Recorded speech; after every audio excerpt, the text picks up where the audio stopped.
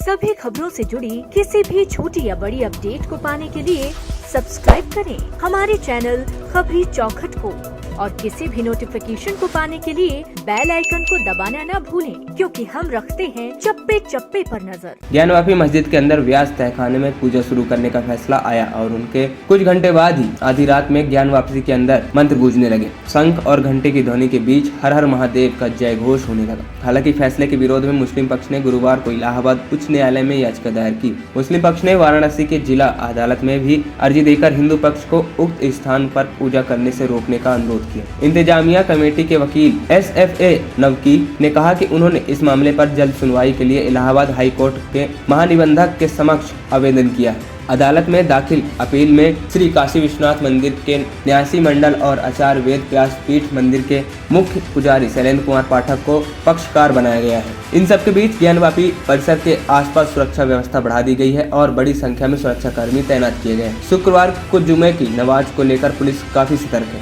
संवेदनशील इलाकों में पुलिस बल फ्लैग मार्च कर रही है। इस बीच अंजुमन इंतामिया मस्जिद कमेटी के मुस्लिम पक्ष से शुक्रवार को अपनी दुकानें और व्यवसाय बंद रखने की विशेष जुमा नमाज अदा करने की अपील की गई है। संगठन के महासचिव अब्दुल बातिन नुमानी ने गुरुवार शाम जारी अपील में कहा, वाराणसी जिला न्यायाधीश के फैसले के आधार पर ज्ञानवापी मस्जिद के दक्षिणी तहखाने यानी व्यास तहखाने में पूजा शुरू हो गई है। इस स्थिति को देखते हुए विभिन्न मुस्लिम संगठनों ने अपील जारी की है। इसके तहत 2 फरवरी को मुस्लिम शांतिपूर्ण अपने कारोबार और दुकान को बंद रखेंगे और विशेष नमाज अदा करेंगे। अपील में देश भर के मुस्लिमों को अनुरोध किया गया है कि वे अपने अपने शहरों और इलाकों में विशेष नमाज की व्यवस्था करें। अपील में कहा गया कि इस अवधि के दौरान शांतिपूर्ण और व्यवस्था बनाए रखनी जानी चाहिए। एक मुसलमान को उसी मस्जिद में जाना चाहिए जहां वह आमतौर पर प्रार्थना करने जाता है और शुक्रवार की नमाज अदा करता है। मुस्लिम महिलाओं से घर पर ही इबादत करने को कहा गया है। शादी समारोह व अन्य कार्यक्रम सादगी से आयोजित करने की भी अपील की गई है।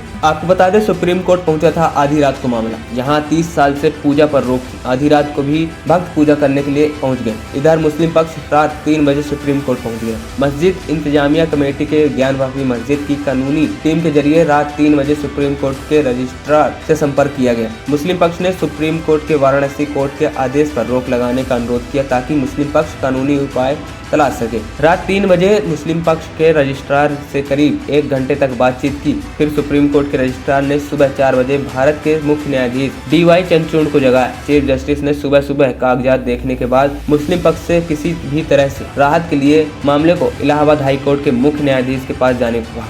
वहीं कोर्ट के फैसले के बाद ज्ञानवापी मस्जिद के अंदर व्यास तहखाने में नियमित पूजा कल रात से ही शुरू हो गई। ज्ञानवापी के व्यास तहखाने में रोज 5 आरती का समय भी तय हो गया। सबसे पहले मंगला आरती होगी, उसके बाद भोग आरती, अपराह्न आरती, संध्या आरती और शयन आरती। वाराणसी कोर्ट के आदेश के बाद बुधवार रात 10:30 बजे करीब व्यास जी के तहखाने में खोला गया। फिर उसकी साफ सफाई की गई।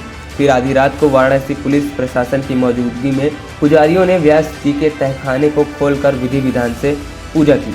आपको बता दें, बीती रात 12 बजे पंचगव्य के तहखाने का शुद्धिकरण किया गया। इसके बाद षोडश प्रसार पूजन हुआ, जिसके तहत गंगा जल से मिली मूर्तियों को शुद्ध किया गया और पंचगव्य से स्नान कराया गया। इसके बाद देवता महागणपति का आवाहन किया गया और फिर सभी विग्रह को चंदन, पुष्प, अक्षत, धूप, दीप, नैवेद्य चढ़ाया गया और आरती की गई। जिन मूर्तियों का पूजन हुआ उसमें 2-3 शिवलिंग, हनुमान जी, गणेश जी की प्रतिमा, एक देवी जी की मूर्ति के साथ 5 से 6 विग्रह शामिल थे। खबरी चौखट की रिपोर्ट।